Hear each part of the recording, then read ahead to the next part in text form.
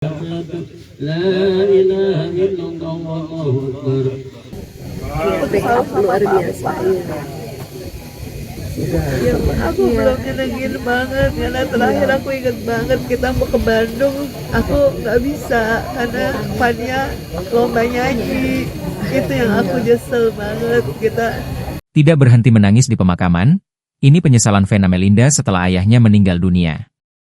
Jimmy Rekartono, ayah Vena Melinda, meninggal dunia di tempat pijat kesehatan di Grand Wijaya, Kebayoran Baru, Jakarta Selatan, Selasa, 6 Januari 2026, pukul 15.30 waktu Indonesia Barat. Kepergian ayahnya itu meninggalkan luka mendalam dan penyesalan yang tidak berujung bagi Vena Melinda. Vena Melinda bahkan terus menangis saat jenazah ayahnya dimakamkan di TPU Jeruk Purut, Cilandak, Jakarta Selatan, Rabu, 7 Januari 2026. Vena Melinda menyesal belum bisa membahagiakan mendiang ayahnya itu.